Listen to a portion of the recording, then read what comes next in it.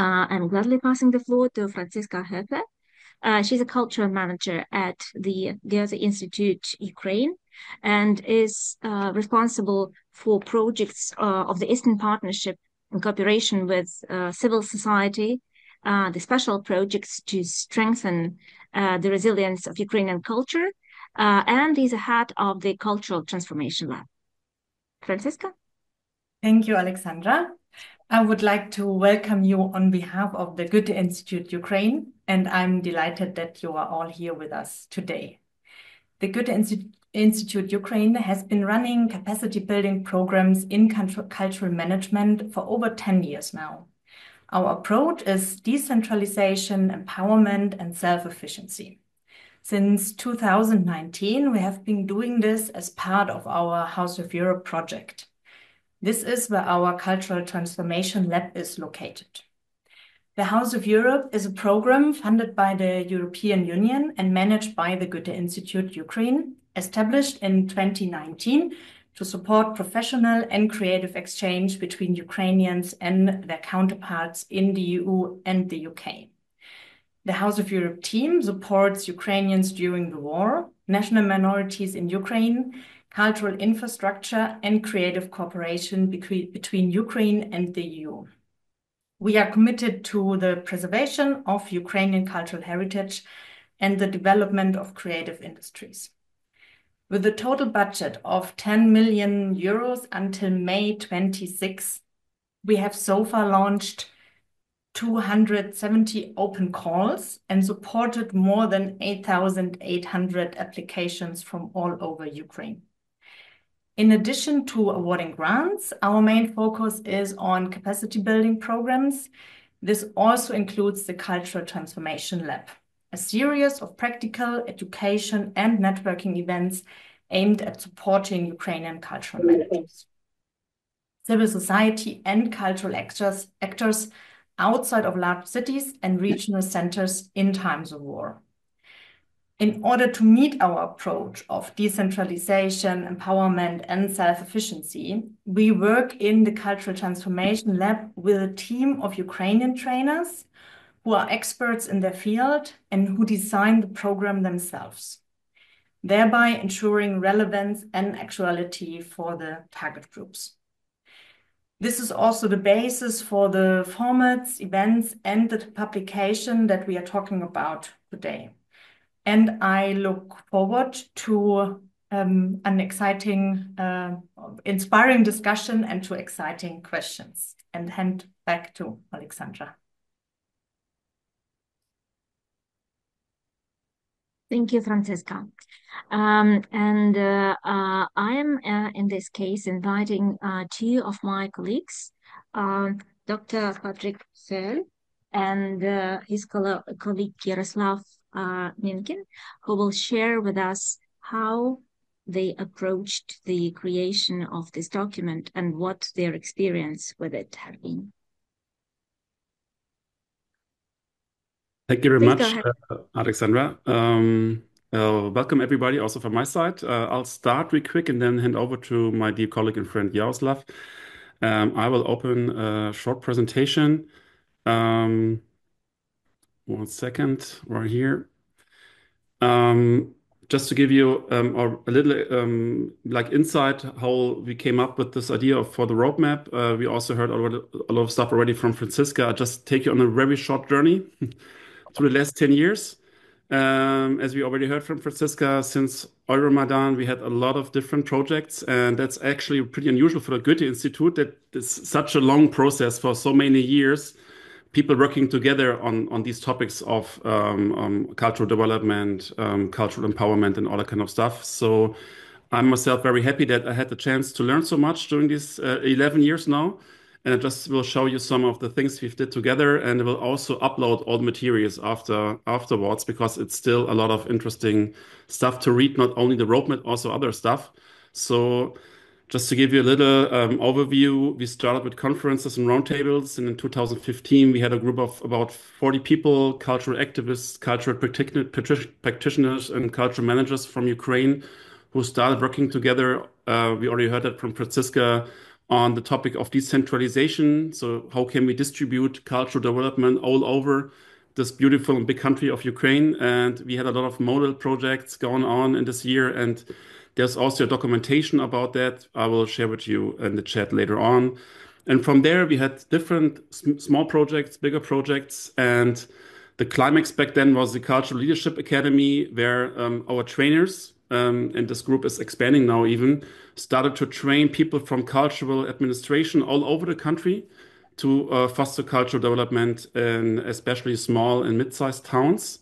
And then we used all these experiences in 2022 to bring them together in the Cultural Transformation Lab to develop new projects, workshops, and also things about joint learning and joint development, as Franziska said, since 2019 in the framework of the House of Europe. And so there's a lot of documentation about all these things, which is very nice. I will share them with you so you can have a look later on about the roadmap, for example, our model projects. And this is actually the first group of participants who got their diploma from the Cultural Leadership Academy. I think it was in 2023 then in Kiev.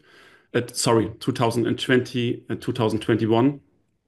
And we also had a lot of traveling within Ukraine, but also to Germany with people from all over the country. So there's a lot of networking, a lot of exchange, and this is basically our fundament we can still work on, because after the expansion of the war of aggression against Ukraine by Russia, we still kept working together, basically virtually then.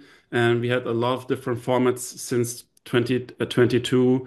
For example, here, still a lot of exchange. And we had like online traveling then, like Ukrainians travel to Germany and Germans travel to Ukraine virtually. So there was still a lot of exchange. And that's basically most important for us to have this exchange. So this is why I'm very happy that we have this online event today, that we keep exchanging and working together on these topics, so we can stay in contact and still strengthen these networks. So here you can see a lot of activities, as you can imagine, a lot of stuff is going on. And then we thought, how can we bring in a perspective also for the time we all hope it will be soon, but we don't know, about the post-war development and recovery, because one thing which was very important for us is that all the knowledge we've built up about cultural development will not get lost afterwards, so that we can apply all the learnings and things about a contemporary cultural management and cultural development also after the war ends. So that was the idea for the Cultural Transformation Lab about post-war cultural development in Ukraine. And Jaroslav will give you some insights now, who was invited, what was the main focus of the whole program. So that's enough from me right now. I will hand over to Jaroslav, which makes you a little bit more familiar with the details about the post-war cultural development lab. So thank you very much for your attention. Yeah. Good evening, everyone. How it started from my point of view. In 2022, in January, I visited coincident Lebanon, and I had a chance to learn during these 2 weeks of how Lebanese society, and especially cultural sector, tried to survive after this brutal war and then number of crises. And after that, I was started to think, okay, how we will deal with all war that is going on from 2014. It was not clear what will happen in February 2022, but I gave questions to everyone I met in Lebanon, and lots of people supported me and saying like, actually, we have so many ideas and so many lessons learned, what not to do.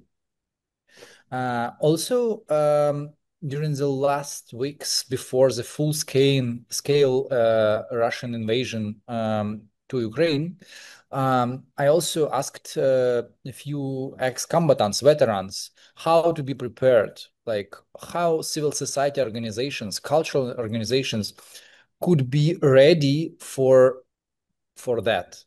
And together with colleagues, with coalition of civil society organizations, we developed our own very small plan of how to deal. And that really supported us during the first months of full-scale invasion.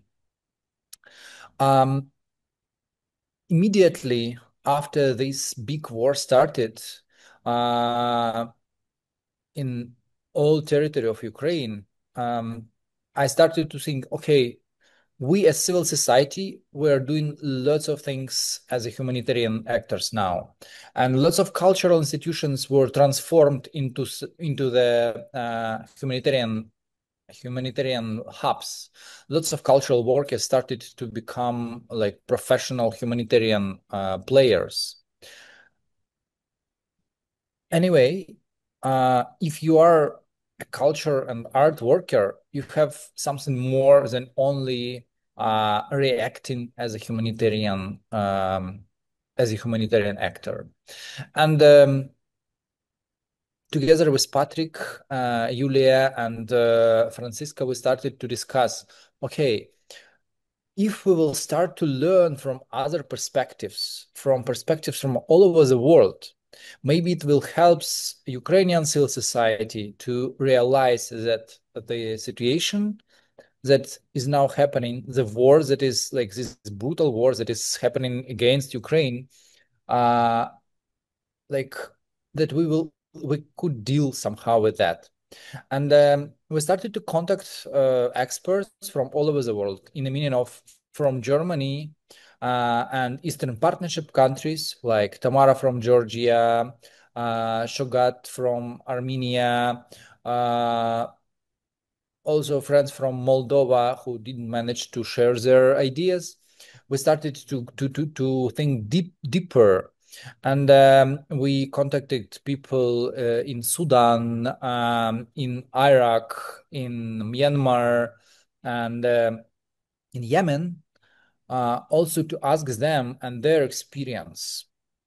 Also, I need to mention that I was looking for some strong voices of experts who rethink the life after the conflict. And I asked my my mentor Igor, who is also here, and he will be one part of the panel discussion, like what will be next, what we will face with after the war end. And based on the Balkans experience, Igor also gave me like very strong and important insights that I never heard before.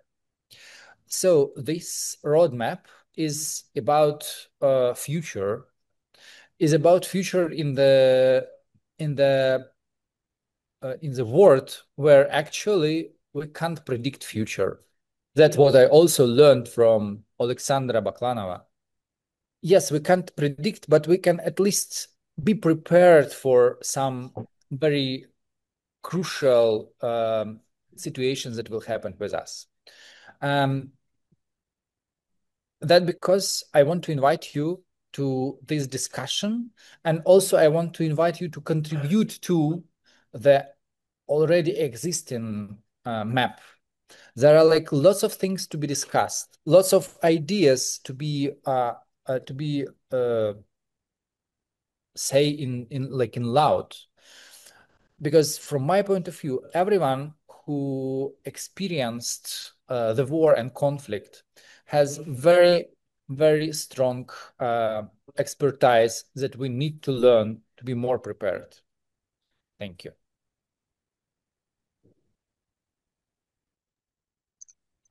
Thank you, Yaroslav. For all of us to understand the value of this partnership, it's important to understand the background of our speakers, of those people who were involved. So Patrick and Yaroslav and their partnership and this project. Patrick, Dr. Patrick Föll, is an international cultural development planner and cultural management trainer from Berlin. Since 2004, he was responsible for over 40 long-term participatory and transformative cultural planning projects for cities, regions, and states. As a lecturer, speaker, and trainer, he worked and works worldwide in over 20 countries at universities and institutions. He regularly publishes in the fields of cultural policy and cultural management. Since 2014, he is involved as a trainer and coach in the development and the execution of different cultural development projects in Ukraine. Latest one is the Cultural Transformation Lab Ukraine by the Goethe-Institut and the House of Europe. After being in Ukraine so many times, he finally started to learn the language, and I confirm he actually speaks it. So Patrick's experience with Ukraine is a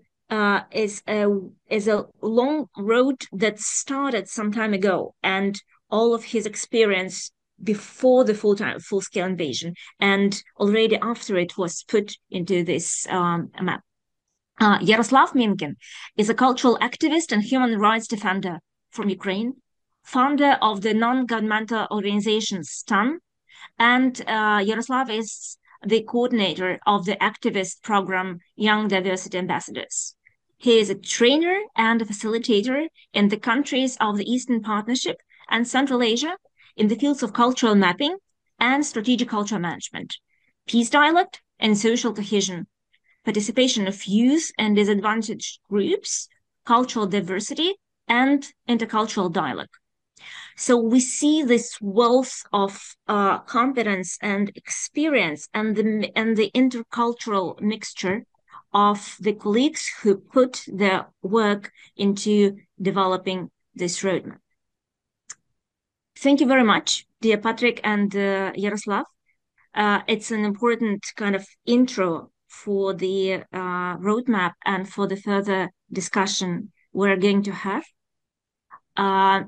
If you can, please stay with us till the end of the meeting, because when we have questions and answers, I'm sure that some of them you can answer as well. We really value your contribution to this work.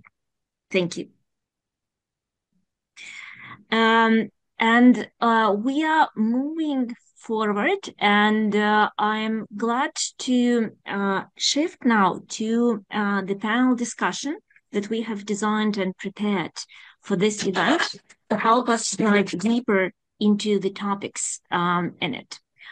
We'll have 5 panelists, all distinguished colleagues, and I'm gladly introducing Maria Yeremchuk is an independent director, producer, journalist, trainer, and expert in information security and media literacy. Over the past 10 years, she has created 12 documentary films focused on historical and military themes. And Maria is also a veteran of the war. Denis Vasilyev is a cultural strategist, project designer, and ethnomusicologist with extensive experience in the field of cultural and creative industries. He's focusing on cultural policy, heritage, and innovative educational formats. Denis, welcome. Igor Blazevich is currently senior advisor at the Prague Civil Society Center, supporting civil society and independent media in East Europe, Caucasus, and Central Asia. And Igor is a founder of the One World Human Rights Film Festival, lecturer on the topics of organizing for change at the educational initiatives. Igor is Bosnian by origin, living in the Czech Republic, working in over 10 countries. Welcome, Igor. And joining us, 2 colleagues, Tamara Yanashia is founder and director of the nonprofit organization Culture and Management Lab, CML, which is active in the realm of arts, cultural exchange, consulting, and she works on the issues of cultural policy and strategic development of creative industries, as well as offers professional development trainings in the South Caucasus and Central Asia. Since 2019, she also works as a coordinator of the Tbilisi Architecture Biennale. In parallel, Tamar Yanashe provides consulting services to various local and international organizations, academic institutions, and private companies in the fields of general management, project management, and development. She holds her MBA degree from the University of Maine in Orona in USA and bachelor's from the Tbilisi State University in the field of classical philology, the class of 1996. Tamar, thank you and welcome. Thank you. And we have our colleague Katerina Lipovka as cultural producer, art manager, architect, and artist based in Kiev. Katerina currently holds the position of program officer at the Cultural Transformation Lab. With over 8 years of experience navigating the Ukrainian and international art scenes, she has curated, mentored, and managed a wide range of exhibitions, residences, and cross-sectoral projects. Her background spans conceptual architecture, urbanism, gallery management, and cultural diplomacy. Welcome, Katerina. So we have 5 brilliant panelists, and I want to ask each one of them, what is it that you bring to this discussion? What is the core of what you would like our audience to leave this meeting in a bit more than an hour with? What is it? What are the main things that you would like to share with us? If you don't mind, we can start in the same order that we were doing the introductions, if that is okay with you. Maria, would you be so kind to start, please? Yeah, for sure. Good evening, everybody. I'm very glad to be here, and I'm very excited talking about the future, because at the moment it's a little bit hard to do this being in Kiev. What I want to talk about is that I want everyone to, especially people abroad, to understand that we are talking about recovery and reconstruction, but we are talking about recovery and reconstruction inside the hot phase of war, because we are not talking now about the end of the war. We have some maybe perspectives of stopping of the hot phase of war, but I don't think that if even we can gain it, it will be long term. And so we as Ukrainians have to find out how to recover at the one hand and how to continue war at the other hand, because we cannot wait until the war will end or at least stop. The second point is that when the war will, even if war stops, it will not stop for the culture, because, as you know, we are now in hybrid war, and informational war is very active, and informational war of Russia against Ukraine will never stop until Russia exists, and we must understand it. And the informational war, media sphere, culture is that front line where we as culture managers, as people who are engaged in culture, it's our front line, and we will have to act there, and we have to oppose Russia there, even if we will not have war on the front, active phase of war. And that's why I'm thinking today we'll talk about different roles of the culture. We will mention the culture as entertainment, it sure has been. We will mention culture as the instrument of healing, of assessment to different people, of adaptation of different audiences. But all these in general, these are the reactive strategies. And I want us to think also about proactive strategies. And one of them for me is that we must transform our attitude to culture as from the instrument of entertainment and so on to the channel which has to disseminate the strategic narratives of our country, and from the channel to the force which is participating in creation of these narratives. So something like that. Thank you very much, Maria. Thank you. And we are ready to hand over to our colleague Denise, please.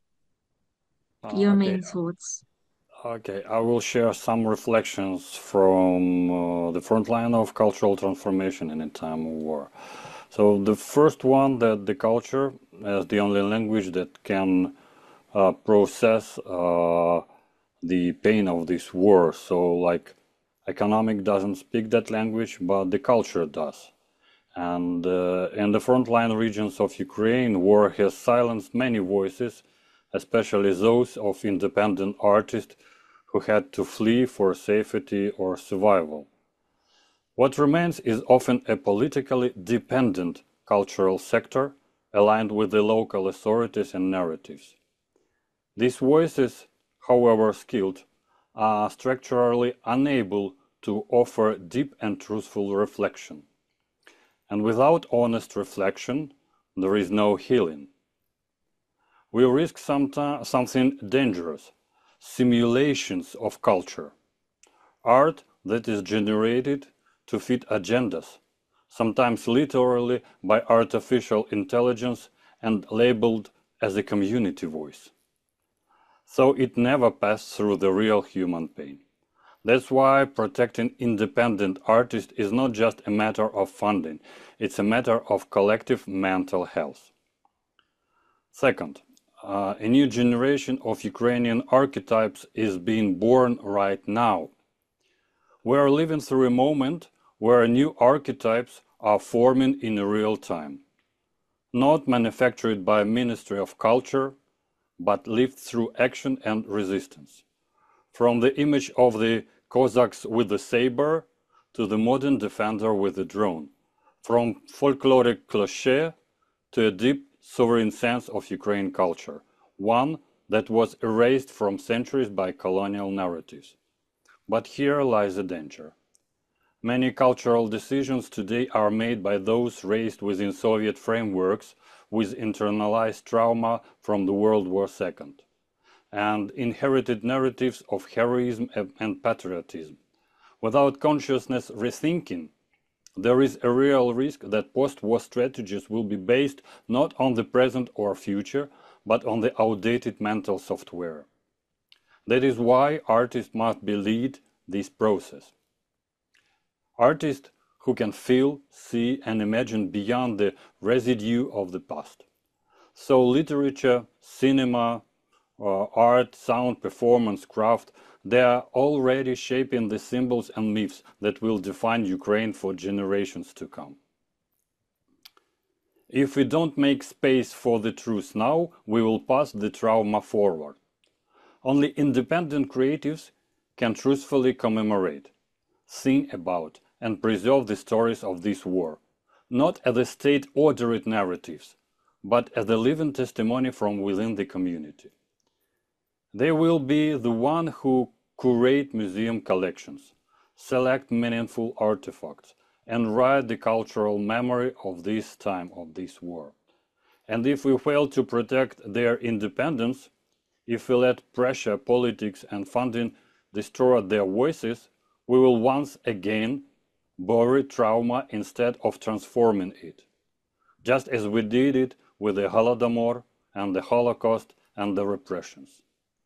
So what do we need? We need a lot of things to do, and we have the roadmap. Please read it. Read it. Thank you so much, Denise. When we were preparing, Denise happened to be the person who not only read the whole roadmap, he could basically say which picture is on which page and which key messages appear where. So Igor is, apart from the people who wrote the roadmap, Igor is an expert in the document already. But sorry, Dennis. But Dennis is also practicing the hard part of being a cultural activist. Denise lives in a city that is really close to the front lines, and this is just a really daily experience for him. And I'm saying this not to generate sympathy as much, although everybody is worth human sympathy. But for us to understand that being able to be active in cultural activity when you're literally, 30 kilometers, Yes, from and I have the I front have a real lines. Hamlet by my side near, but it is just out of this frame. And I think it just calls for a lot of admiration, the fact that we as humans can keep thinking about the importance of culture and actually practice it, even under such conditions. So thank you very much, Dennis. And this is a very good kind of bridge, very good link that I want to make to what Igor Blažević will be sharing with us, because the experiences that you've been through and your reflections since some time passed already, so that you could reflect on this, are of immense value. And we are ready to hear you share some of your wisdom. Thank you, Alexandra, very much, and good afternoon or good evening, everybody. It's a really pleasure to be here. So I will offer two observations about what I have noticed as important role of the art and a culture during the war and after the war. But before I share these observations, just to make you familiar for where my experience is coming. As it has been mentioned, I'm a Bosnian. I'm Bosnian from Sarajevo. So my most first profound experience is the 4.5 years of the siege of the Sarajevo, when we needed to basically defend ourselves, our city, our lives to survive, and art and culture has been as important way how we are defending ourselves as the little ammunition and weapons what we have. But then after that, I have founded the One World Film Festival. I worked in many countries. Currently, I'm for already long time involved in the Ukraine, so I feel that I'm the part of the Ukrainian struggle, and I'm very much involved in a struggle of the people of Myanmar against the extremely brutal military dictatorship. So from all these kind of the three experiences, a few observations. Dennis has mentioned one thing. Let's say during the war, art and culture is on one level just the deep scream of the pain. And this pain is not about, that you are describing something, what you observe, you see happening to others. It's a pain which is yourself, and every single thing around yourself is this kind of the deep, profound pain. So you are screaming. In the beginning, you are kind of appealing for the help, you are appealing for the understanding. Very quickly, you understand that help doesn't really come. Something comes, but in a profound way, it doesn't come. And then the art in this kind of in the middle of this catastrophe of the war becomes basically the way how you defend your dignity. As an individual, as a group of the people, as a nation. And this kind of the defending your dignity means that you are in a certain way rejecting to be reduced on the role of the victim. Because everything around yourself is reducing you, that you are the victim, but you are saying, no, I'm something much, much more. And art helps you remind yourself, let's say, that you are much more than the victim and catastrophe that is happening on you. The second thing what art is helping you during the war is to defend yourself, to be reduced on one of the war sides. Because that's what international politics do, start to reduce you, that you are one warring sides. And the art in the middle of the war is help you remind yourself and everybody else that there is a dignity of knowing what is right and wrong. Because there is a right and wrong and many things around yourself. It's kind of the blurring this kind of the sense of the right and wrong. So during the war, basically art is about, I have experienced it as a way how to defend yourself, how to survive, how to be the resilient, how to preserve the moral clarity of what is right and wrong, and how to preserve, let's say, this very, very deep dignity. And interestingly, there is a lot of very powerful and very kind of the very high quality outputs happening in this middle of the catastrophe, because the things are so powerful around yourself that even people with not so much talent suddenly are producing extraordinary powerful things. This is what I have seen, let's say, what the art is doing and should do in the middle of the something what I would even not call the war, but I would really call the existential struggle for survival. But interesting thing happened after the war. That after the war, this kind of post-war phase, you suddenly, in a painful way, learn that after the war is in a certain way harder than the war. You survived as an individual, as a family, as a city, as a nation, and during the war you think your task is to survive. But then once when you have survived, there is so much accumulated pain and trauma which you need to carry further on in your life. And what I have seen in my own experiences in Bosnia, but in many other places, the post-war politics doesn't deal with this trauma. So the post-war politics go and deal with the other things. The justice does not really happen. During the war, in the middle of the war, we hope, and this is one of the way how we survive, that we are hoping that there is a justice. My experience is justice never comes. The reconstruction after the war becomes basically the business and becomes the Darwinian competition of the strongest. So after the war, you are in a situation in which you are carrying all these deep wounds. But all other instruments, as Dennis mentioned, economy doesn't deal with that, but politics doesn't deal with that, justice doesn't deal with that, reconstruction deal with that. And then not for everybody, but for many, many people, it's a very hard that's why I say it's a harder.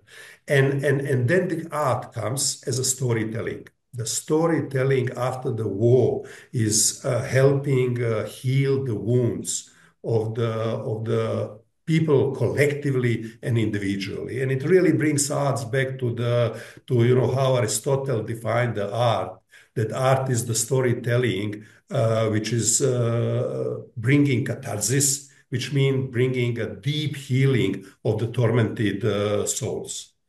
And I think, let's say, the Ukrainians you will go through that. You are now much more in this first phase of the defending your dignity, and then, let's say, this hard part of the healing and rehealing will be kind of the big mission of the future art.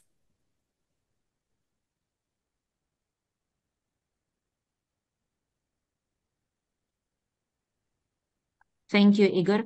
As painful as these realizations are, it's important to be able to look them straight in the eyes. And this is one of the roles that culture helps us do. While Igor's international experience has been reflected over a couple of dozens of years, what Tamar will be sharing with us is how, in a rapidly changing environment, the factors and their impact change. Handing over to you, Tamar, please. Yes, when I started the journey with this project, it was almost a year ago, but a lot of things happened during this year in Ukraine as well as in Georgia, which is basically also at the war with the Russian Federation because of all the impact and all the influences that it is trying, not so physically, of course, like during invasion in Ukraine, but it's trying to develop its influence in Georgia. And this is partially also related to the fact that there have been no reflection on the consequences of different wars. And despite the fact that some of the artists tried, for example, to reflect on the 2008 war, and they also produced certain works. For example, there was no reflection regarding the Abkhazian war, and this creates now a lot of room for manipulation of information, manipulation of the history, and so on. So that's why I think that the roadmap, and especially documenting and archiving a lot of materials, is very, very important thing, because from the very practical point of view, like if we want to rebuild the country, we can use these materials to know what it looked like, or I'm talking about absolutely basic infrastructural reconstruction, but also we need these materials to go to the international courts, or just have the material how the life was, because at this moment we see that Ukrainian people are very much involved in rethinking and reshaping the whole field, what the culture should look like after the war. So first time I was exposed to this kind of reflection in 2022, a couple of months after the war started, when there was a conference initiated in Poland, and people were reflecting, what should we do when the war finishes. And this is a very, very, I think, a very smart and practical, but at the same time, very unusual thing, which doesn't really have much precedence, so that people start working on these issues so early. But it's also very important, because it is also very important to learn about the international cases, so that people have the room for exchange. It is not only about the support, but also a solidarity that means a lot, so that people, because, for example, when the war started in Georgia in 2008, it was very difficult for the artists and the other people to reflect on it very quickly. But now, when the war started in Ukraine, we have much more to say and to exchange, because at that time we were deprived this opportunity, and now we can look back. Because talking about the future is just impossible about reflecting on the past, and the past experiences of different people, which can overlap or be somehow relevant to each other, is very important. Yeah. This is in short what I wanted to say. Yeah, I'm sure any one of our panelists could be talking for hours about this. Thank you for trying to pack such deep topics into short messaging. Thank you, Tama. Katerina, please share with us.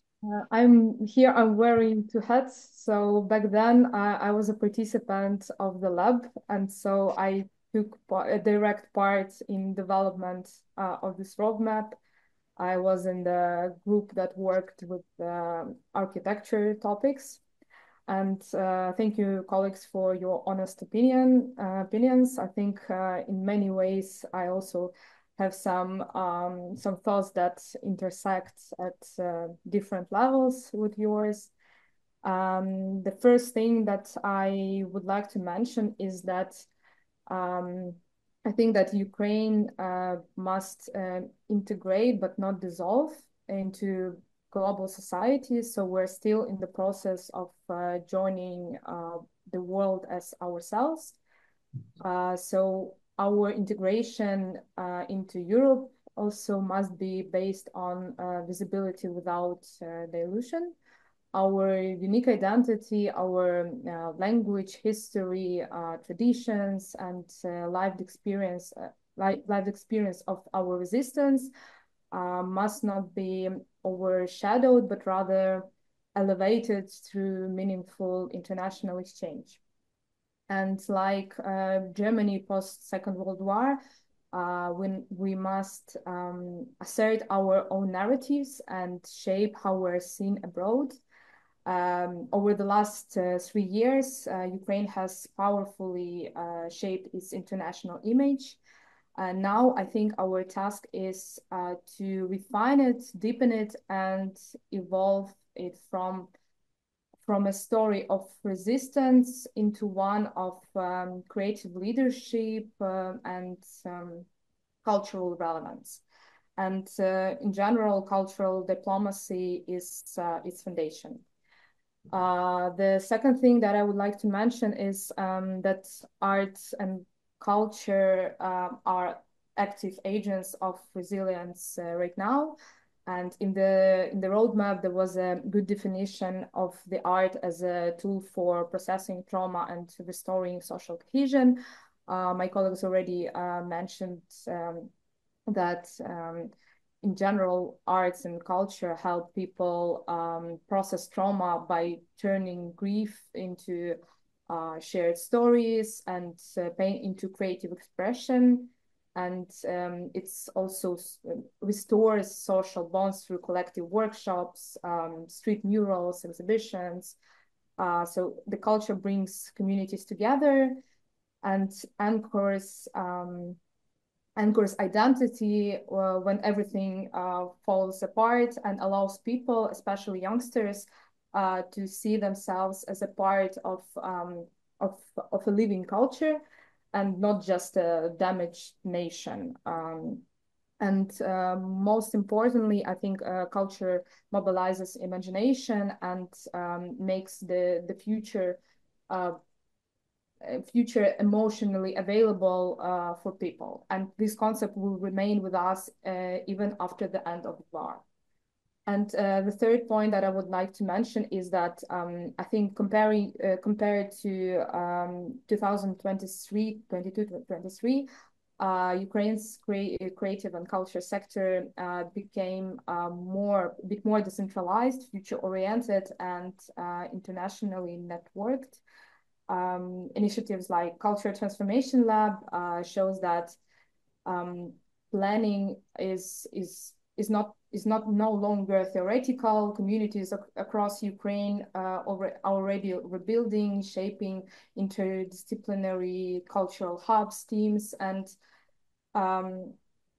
also we're aligning with EU values like inclusion and resilience. But again, to sustain this momentum, we really need international partnerships, investments, and shared responsibility. And again, cultural reconstruction is not something that we can postpone until the war. It's already underway, and our event only confirms that we're very into this topic and working already for so many years with this topic. Thank you. Thank you so much, Katerina.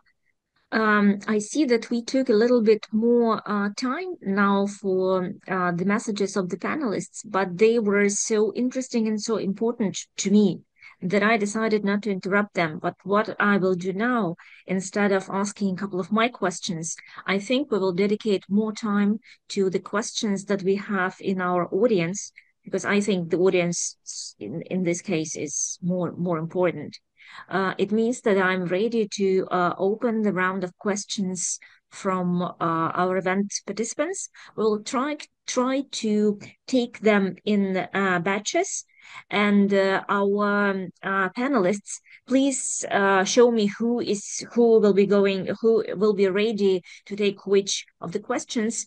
And I will also ask Franziska to pin for us our colleagues Patrick and Yaroslav, and yourself, Franziska, so that we can see you well when you want to add to some of the answers. Thank you so much. So, dear colleagues, your questions, please.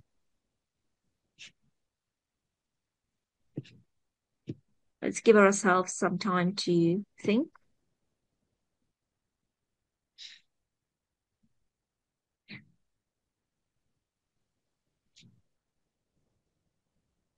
Okay, if we're still thinking, then I will start, and we will see where this leads us. the layman's understanding of culture will be mostly about arts. The understanding that we have in this audience, a more professional one, includes many, many more roles and functions of culture, including those that help society to withstand pressure and to renew itself. In this case, it's very easy to jump into instrumentalizing culture in the other way. Just make it an instrument of war, an instrument of trauma coping, an instrument of this and that. How would you say, what is the best way for us not to fall into these polarities? One is seeing it as just, this is how we draw things, and the other is, oh, this is a wonderful instrument, let's use it for this and this and this. Yeah.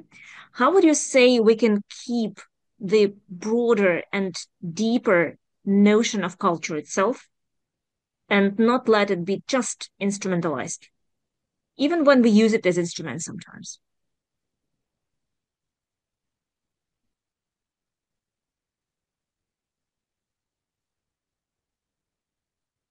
I think Patrick wants to say something. Do I see it right, Patrick? I could, but maybe I shouldn't at this point, but I could if nobody. Yeah, Daniel, come on, go ahead. Go ahead. So I raised a little bit. Yeah. Oh, sorry, I didn't see your hand. Sorry. It's on the yellow background. Yeah. It's naked on the yellow. I see Denise and Maria. Yeah. As I mentioned, one of the ways is transparent competitions. So, like we have the funding for not only politically dependent artists, but also for independent. So we need to keep the balance between the real art and not to step into some kind of propaganda. So I don't think that propaganda is a totally disaster and bad. No, we need propaganda in a health sphere. Maria will add this thought that's her idea, but I'm more about how to keep the level, the good level and the quantity of independent projects and arts. Do they have enough funding to be strong, clear, and honest enough to speak about all the problems? So if we will let them speak honestly, it will be the real relief, and they will balance all the dependent artists. So that's why the transparent competitions and the grant programs or funding, it should be like for accessible to everybody, and not only to the politically dependent people and local authorities that fund only locally based culture institutions that they are established. So, for example, local city established like some cultural museum, and all the people who work there, they are dependent. They could not raise their voices against or speaking honestly, frankly, about some problems, because politics, they don't want to speak about the problems. And independent artists, they have right, and they are the voice, the real voice of the community, to speak on the walls of the streets, to sing the songs of protest, to storytell, the real storytelling. We have a good tradition of Kobzar and Lyrniks, and we still keep it ongoing. So we have modern Kobzars and lyrics who song the war, who praise the warriors, the heroes, not by the political order or whatever. They speak as a real nature, as it comes from the grassroots initiatives. So they speak honestly. That is why the main idea is to keep transparent these competitions on the resources from the taxes, from the help of our foreign partners, and so on. That's my thought. Thank you. Thank you, Dennis. So you're saying that providing healthy competition will make sure there is diversity, including the kinds of projects, the kinds of development that doesn't let us fall into these two polarities, right? Yes, the thought is that if we will come into reconstruction and rebuilding, all the business resources will be involved in the reconstruction. So it's economy. Politics will won't talk about some shady or dark moments of the war, of betrayers, of victims, and so on. But if we will have equal and transparent support or grant platforms for every culture or independent project, we will be able to reflect in a real clear way, not as a way of propaganda. Okay, and I know that this word triggers many of us, but Maria has her own point of view on this. And even when we don't agree, it's always a very interesting discussion about this with Maria. Please go ahead. Honestly, I wasn't going to speak about propaganda, but now you will, yeah. But you know about my position, and I will need to make some comments, and then I will say what I wanted. Please say what you were intending. Yeah, please say what you were intending. I didn't want to frame you. I will. I have a short comment because I have it. We must understand that's a great problem for Ukrainian society now, is that our children and our youth is very vulnerable by Russian propaganda. And it's a very common case for now that we have school children recruited by Russian special services, and they are doing some spy work and so on. And these children are now in Ukrainian prisons, and they will get 15 years in prison. And that is the fact. And that's why we cannot talk only about the independence and the freedom. Ukraine is a country which likes freedom very much. Our society is a society for which freedom is a very high value. And sometimes we can struggle, we can quarrel with each other and so on, just to preserve our freedom. But also we need some measures, and we need some not rules, but we need some instruments introduced by the state, by the cultural organizations which are financed by the state, to preserve our main course, our strategy. We can say strategic narrative, and it is now the official term of our Ministry of Culture. They're using it widely, and that's why we cannot say we should not perform propaganda in Ukraine at all. But we have some strategy, and we should have some strategic narratives just to protect our society and our state. Because if we will not have state, if we will not have the society, if we lose this war and we'll have Russians here, we will not have opportunities to perform any culture. With freedom or without, we will not exist at all. And that's my comment about propaganda. And what I wanted to say for your question, Alexandra, if we remember our short time history in the 90s, the 90s, we can remember how interesting and how diverse was Ukrainian culture. We were very poor. We didn't have money, but we were very interested in art, in music, and so on. At the beginning of the 2000s, appeared Russians, and they showed Ukrainians money. And from that time, each Ukrainian who was engaged in culture had a choice to stay here in Ukraine, to be very independent, to be very unique, or just to go to Russia or take Russian money and became one of the voices of Russian culture, of so-called Russian culture, and so on. And That's why I'm thinking that it's not such a question between culture as instrument and culture as the way of art, but maybe it is. But we have to keep in mind the problem between culture as an art and culture as business. Because it's always a risk that it's not a risk that we'll lose our unique features, because I'm not thinking that's about Ukrainians and Ukrainian mentality, but it's a high risk that we can transform our culture to business, because all people need to earn money and need to eat something, and we are here in culture, we are in rather severe financial conditions because of war, and that's a higher risk, that's a higher level of risk, I think.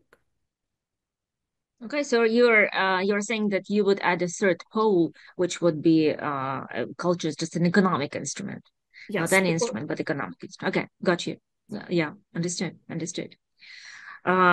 If you noticed, colleagues, when I asked and prompted our panelists to share their thoughts, I asked if Patrick would like to. And we've been partners for the design and teaching of the Cultural Leadership Academy. And Patrick did exactly what he does as an expert. He first gives space to others. And I just caught myself of how noticeable it was even here. And thank you very much, Patrick. This is a really professional way to providing space for others. Would you like to share now?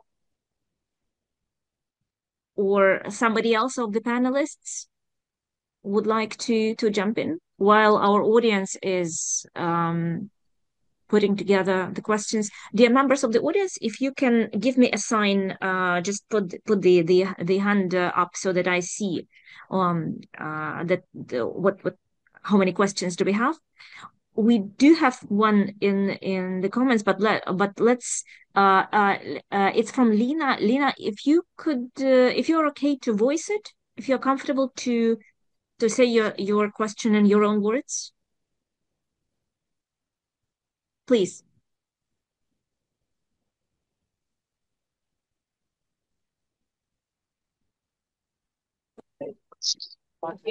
Good evening, everyone. Thank you for this critically important questions and opening so much possibilities for people actually involved in progressing and developing our society. I'm currently temporarily in Netherlands, staying in Netherlands since the full-scale war.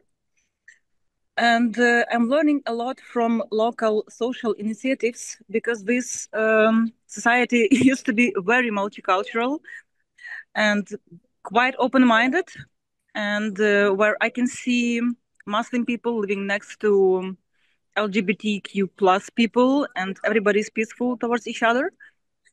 And would be really nice to get any useful experience from here to Ukraine. So I'm wondering, what kind of programs are kind of in priority today in Ukraine, or today or after the war, or still before the end of the war? As of course we have a lot of traumatized people, also not only soldiers, but also civilians, but also refugees from Eastern Ukraine, who can be a little bit different, grown in a little bit different culture as well. So in my mind, I can see that maybe some programs of integrating different kind of people into society are really useful, or also people with PTSD or any mental problems can be useful, and things like that. So just wondering, maybe there's some topics which are like high priority, or is it like for anyone? And I'm independent. I'm not connected to any organization, by the way. Thank you. Thank you, Lena. Francesca, would you? would you would like to think, yeah? But okay, Any of our panelists? Yeah. Yes, as a trainer of cultural transformation laboratory, I can tell that in the previous year we had workshops, lections, and digital labs for different kind of topics, and especially I was curating and managing the workshop for Ukrainians who are abroad and they want to integrate into cultural process in Europe. I invited Patrick as a mentor. There was also, I see, Katerina Reitz-Rakul. She's also online. She's from Ukrainian Institute. There were speakers, and we were given a workshop and lectures about how Ukrainians can integrate into cultural processes of Europe, of different countries. We talk about German special points, about Czech Republic, about Great Britain, about Poland, about Netherlands. Also, we have experts from different European countries, and they give the information. And these workshops, they were so on demand that we were used to repeat it twice. So that's how big inquiry is. And for this year, we also planned the workshops for international cultural management, and just follow the guideline, the House of Europe website, and you will be informed about these opportunities, because we in Laboratory, we work on the edge of the cultural problems. Sometimes we don't know, we have only questions and we have no answers. So we are working as a laboratory, as mentors, as trainers to get the answer, to find the answer together. Sometimes we don't know, we need to ask our colleagues. We have a big team, and those questions that you raised, even some European specialists and experts, they don't have answers. I know that Patrick sometimes called and wrote to me and said, Dennis, you are talking, and the team is talking on the top level questions that we don't have answers. Maybe you will share your experience. It's time for Ukrainians to share the experience, how to integrate, and so on. So I also gone beyond the answer, but you see what we can share and how it is organized from the point of view of House of Europe. Thank you, Dennis. A short message from Maria, and then we will move to Ulrike. We have an institution in Ukraine, which is called Ukrainian Cultural Foundation. It's the largest state investor in the sphere of culture. And each year, Ukrainian Cultural Foundation is opening its competitions, and it announces the priorities for these general priorities of the institution and the priorities for the current year. So there, at the site of Ukrainian Cultural Foundation, we can see the priorities of the projects which are supported by the state. For this year is the recovery of personal cultural activities, inclusion, digitalization, translation of some products into English, and so on. So that is the place where all current priorities are gathered.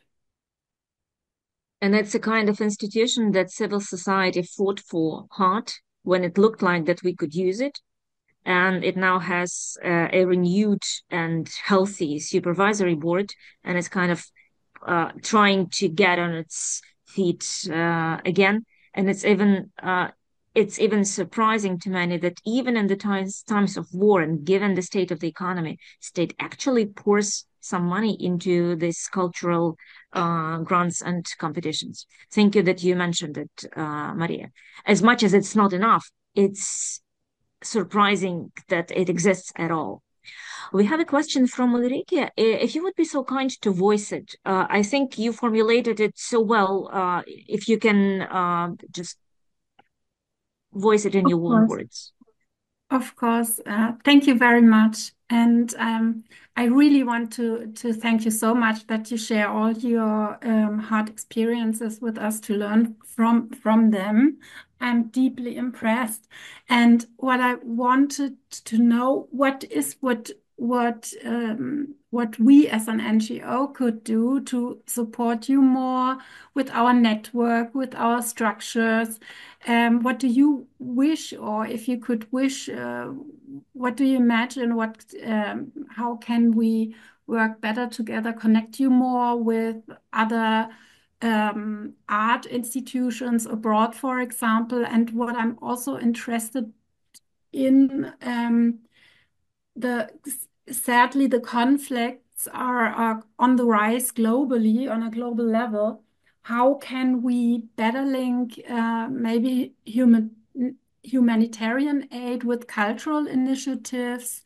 And what do you think would also be very important if you have contacts for in other contexts abroad, maybe not in Europe, logistic wise or whatever? Are there special experiences which are transferable in post-conflict contexts outside of Europe as well? I guess so.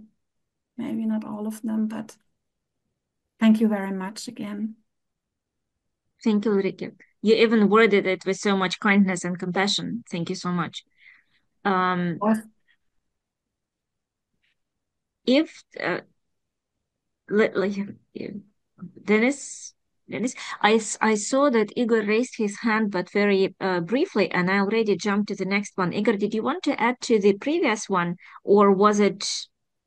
No, I can. We can. Let's say somebody from Ukrainian colleagues can respond on a question what Ulrike has asked, and then I can come back. Let's say to one. Agreed. No problem. Agreed. Thank you, Igor. Dennis.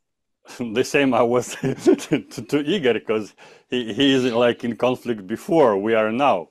But thank you, Ulrika, for this very important question. And we have a small discussion about transferable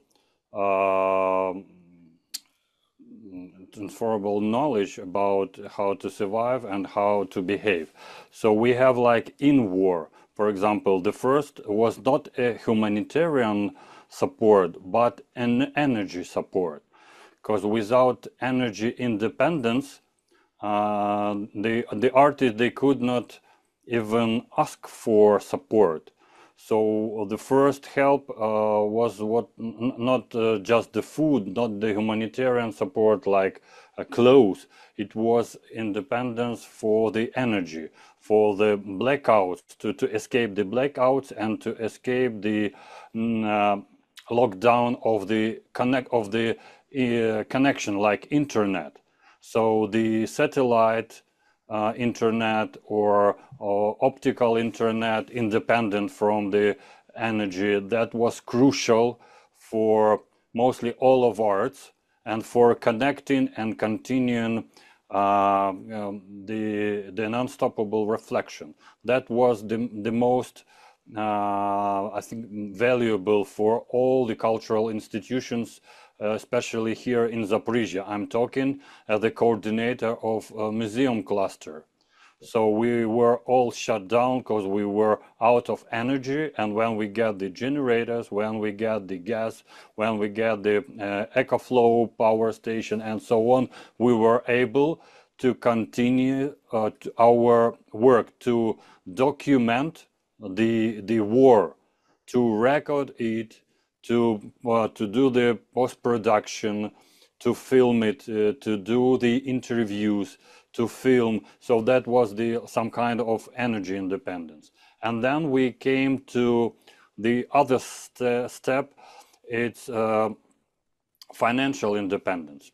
So how to fund our own funds, how to run them, how to fund the endowments, how endowments run. The endowment funds, they're not so spread all over the Ukraine, but we do need it. So the independent sector will feel free in their reflections. So they don't need to go to with a hand to the local government and said, "Oh, please, just give me 1, 2, 3, 5,000 hryvnias to support my project." La la la. So if we have like endowments, and it will be a spread practice all over the Ukraine, they will be independent and they do not need to be under the politics. So that is why I'm talking about a lot of independent, and the same will be after post-war.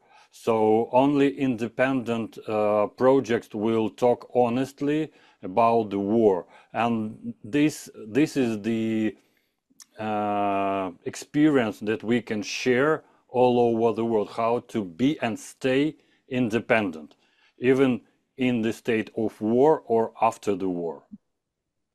And when you speak of endowments, you mainly mean anything that helps to be financially independent and not just finance for every 100 euros, and Yes, not because fundraise for every 100 euros. we speak Okay. that the budget, the culture which is funded by budget, it's a non-stop process, and independent artists, they live in a project framework. So from project to project, and it is very hard and exhausting process.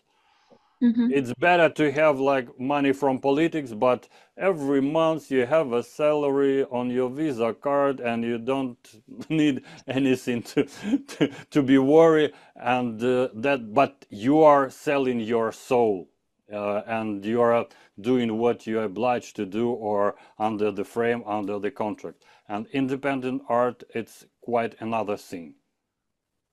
But Katerina, Maria, and then back to Igor. We don't have that much time. It's running, Yeah, but let's try to cope. Very short. So from my point of view, I think still the global society can be helpful for us in terms of expertise. Again, our event only shows that we have quite a lot of experience, but we need different point of views, and it will only help us to stay resilient and improve our knowledge.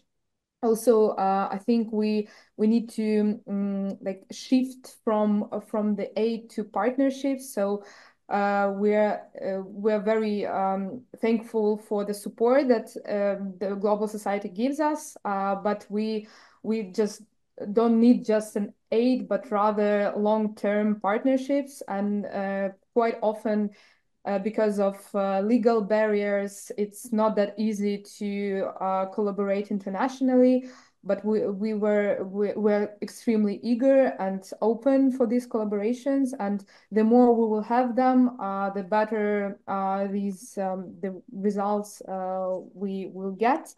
And also the point that I wanted to mention is the access to different opportunities, networks.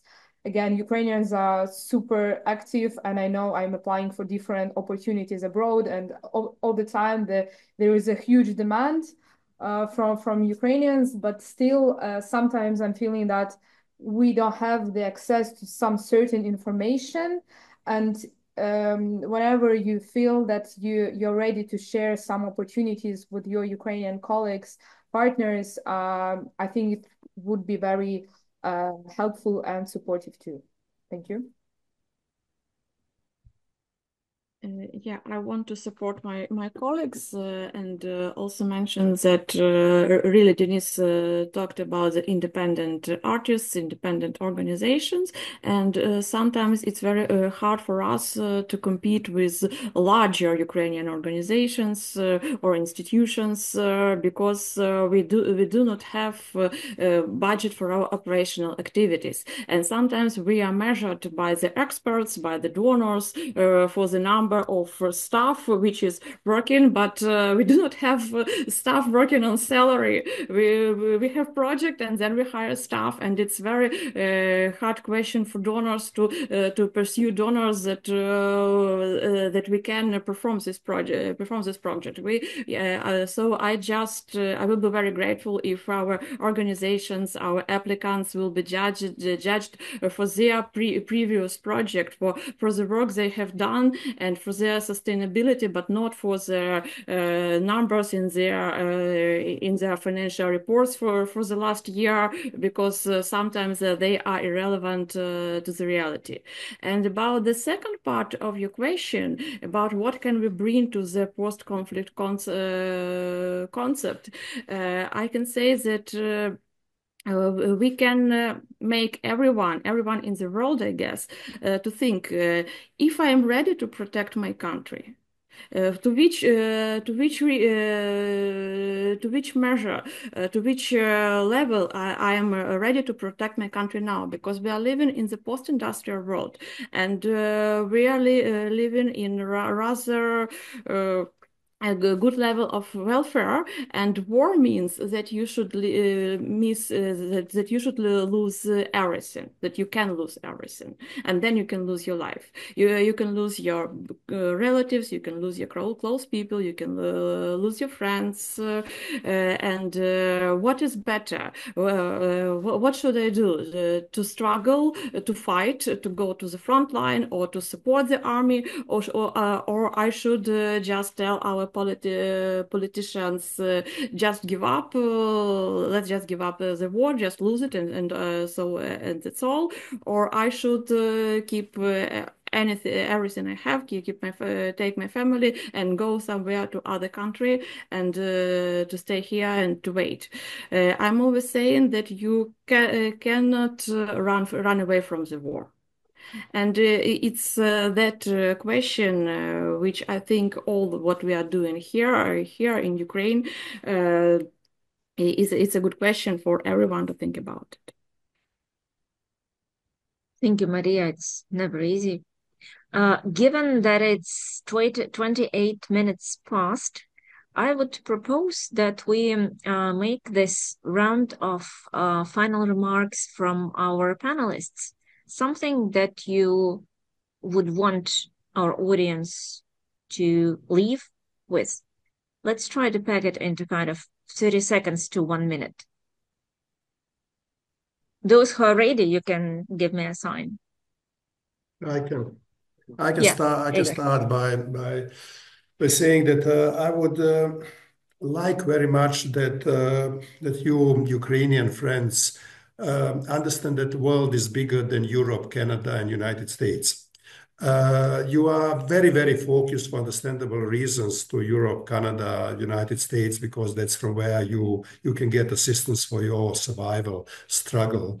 But things what you carry as experience, as a knowledge, as all these things what you mentioned here is so relevant, so useful, for so many people in other places around the globe.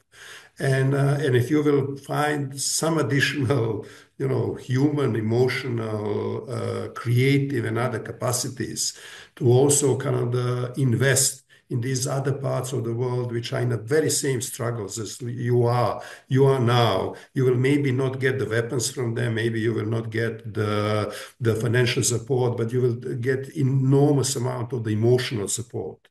And as Dennis mentioned, energy matters.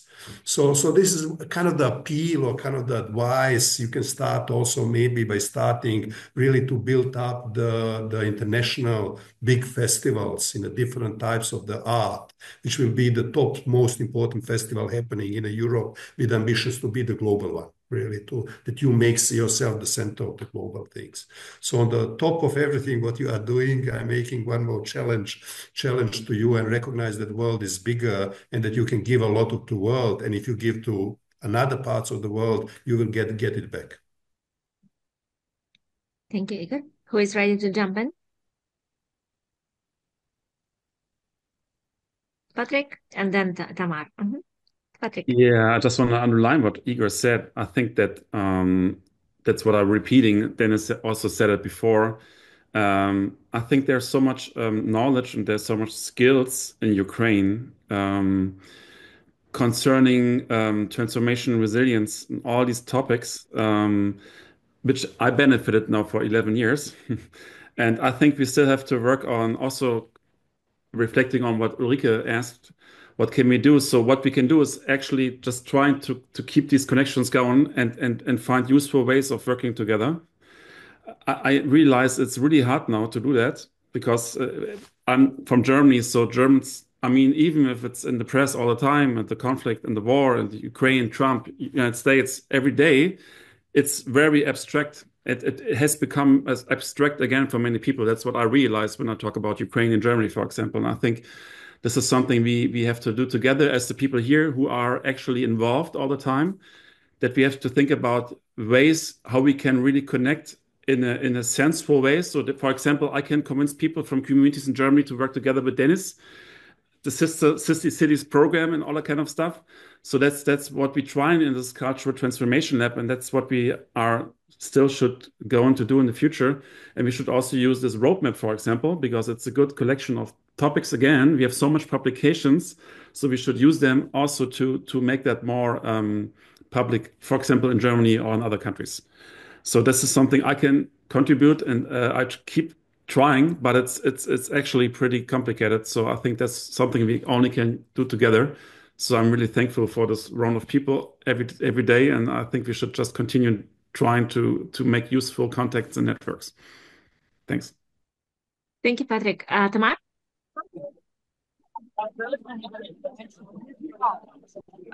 I just wanted to mention once again the importance of exchange and the importance of bringing the knowledge from Ukraine to the other countries, because sometimes we really lose track of what is going on in reality.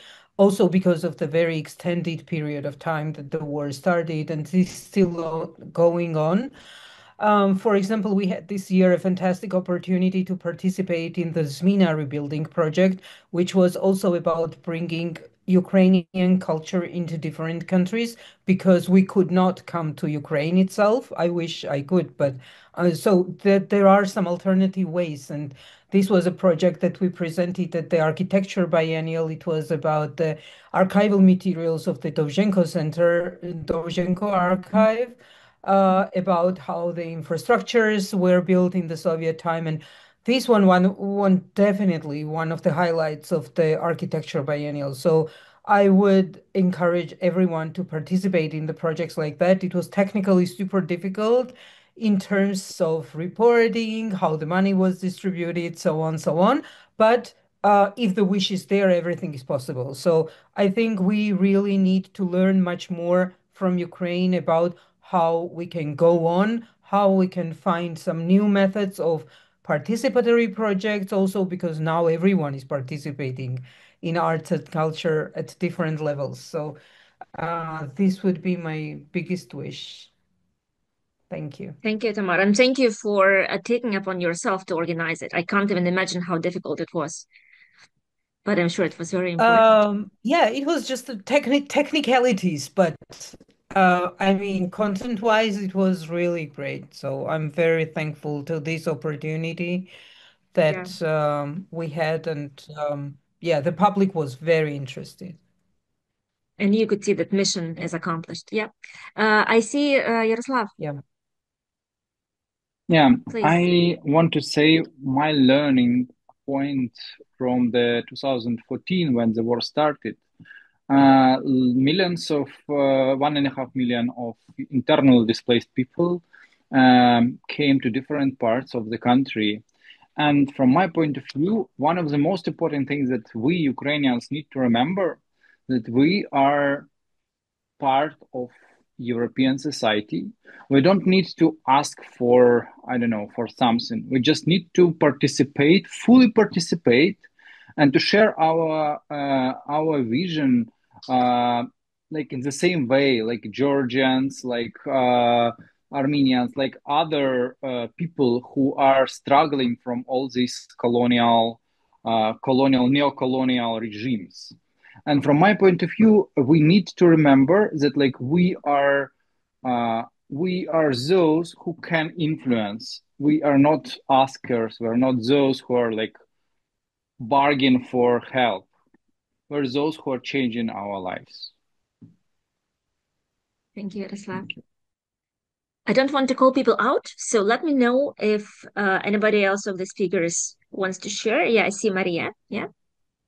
We are paying a very high price from becoming the subject of the world policy, from the object to subject. And but if we are the subject, the tasks for us become harder because because we are taking the full responsibility for us, for our country, for our culture, and so on. And if we want to transform our country, particularly in the sphere of culture, we have to first of all to transform ourselves. So we have to be open to the opportunities. We have to be open-minded to transform us and to be the leaders and the providers of transformations, of changes and recovery in our state. Thank you, Maria. You meant actors, yeah? You meant actors. Franziska, would you like to say something at the end? Would you like to say some closing remarks before I close the whole meeting? I think the only thing that remains for me to say is to once again thank all of you for participating, but also for very openly share your thoughts and your experiences. I think this is a very, very, very, very valuable exchange. And it once again shows how, what is possible, what we can do, and how we can continue. I took many notes, inspiring thoughts for future projects and cooperation. And let's stay in touch. Thank you so much, Franziska. I want to share with you all quickly of my surprise. I was expecting a professional conversation, which we did have. I was expecting intellectual depth, which we did have. I wasn't expecting warmth and kindness. Not because we can't, but because it was a professional meeting. But it's an additional layer of why such interactions are important. Because as humans, we apparently can do this too. We can be very professional. We can be deep, and we also can have such meetings in a very kind and compassionate way. As one of the 1.5 million people who can't go to any of my homes. I'm from Sevastopol in Crimea, and I finished school in Lugansk, that is in the East Ukraine. I especially appreciate this kind of circle of kindness and compassion, in addition to it being very professional. Thank you all so much. It was a bit more than 1.5 hours, and every minute was worth it. Thank you. And please read the roadmap and pass it to your colleague. Read the roadmap. Thank you so much. Thank you all, and thank you to our panelists. Denis Vasiliev, Tamara Yanashia, Igor Blazevich, Maria Yeremchuk, Katerina Lipovka, Dr. Patrick Föll, Franziska Heffe, and Yaroslav Minkin. Thank you and goodbye. Thank you, everybody. Stay safe. Thank you Good very night. much. Bye-bye. Thank you very much. Stay safe. Bye.